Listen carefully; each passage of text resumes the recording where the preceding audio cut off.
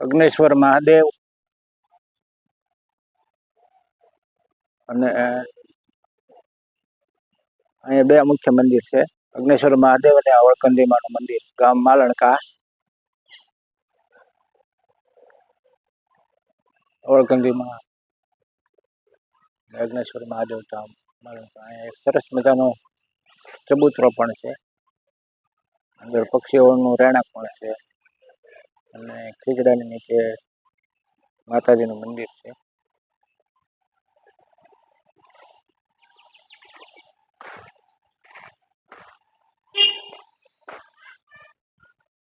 અગ્નેશ્વરમાં આ જગ્યાના સ્થાપક પરમ પૂજ્ય સંત શ્રી ભૂપત બાપુ બારૈયા.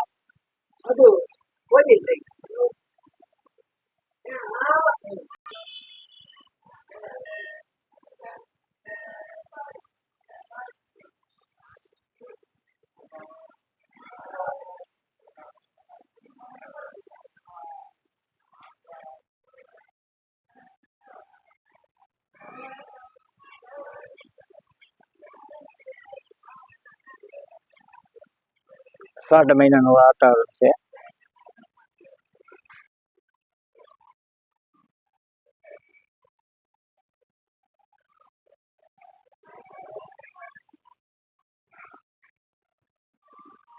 ઓમ નમઃ શિવાય, ઓમ નમઃ શિવાય, ઓમ નમઃ શિવાય, ઓમ નમઃ શિવાય, ઓમ નમઃ શિવાય.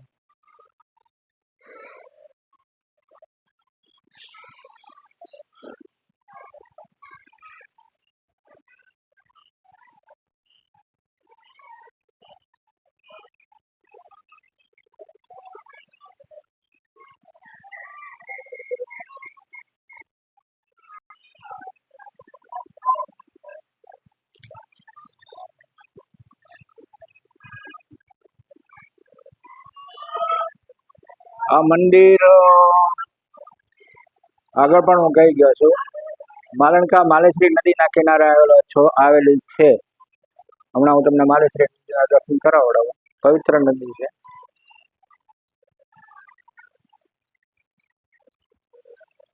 અને આ મંદિરના પરમ પૂજ્ય સંત શ્રી ભૂપત બાપુએ માલણકાની અંદર 4 મંદિર બંધાવેલા છે, અવળકંદીમાનું, અગ્નેશ્વર મહાદેવનું, શ્રવણનું અને અંજની માતાનું, એમ 4 મંદિર બનાવેલા છે. આ સરસ મજાનો આશ્રમ છે.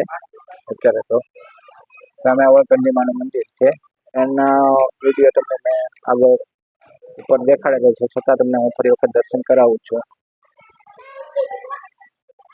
અવળકંદીમા નું મંદિર મેરડીમાં સાક્ષાત છે. અહીંયા કોઈ પણ વ્યક્તિ ધારેલું કામ અહીંયા થાય છે, એની માનતા રાખવાથી શ્રદ્ધાથી માનવું પડે. મેરડીમાં શ્રદ્ધા છે, કોઈ પણ કામ તમે શ્રદ્ધાથી તમે કહો એટલે ગમે એવું કામ હોય એ પૂરું થઈ જાય.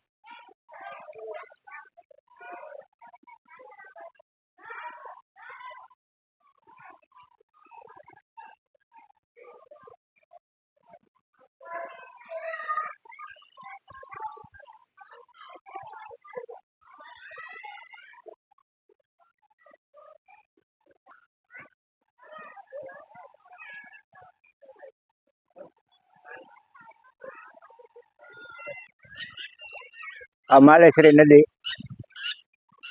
આ માલેશ્રી નદીના કાંઠે ઘણા બધા પવિત્ર મંદિરો આવેલા છે. મહાનાથથી શરૂ કરીને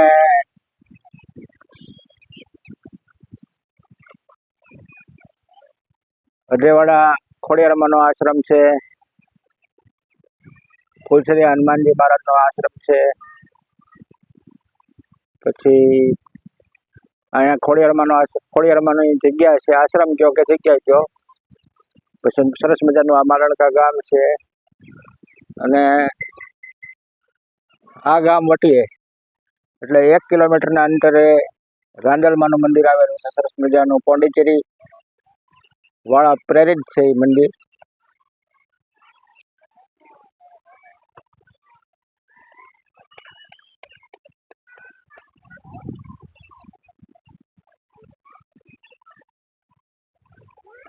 ઓમ નમઃ શિવાય, ઓમ નમઃ શિવાય, ઓમ નમઃ શિવાય.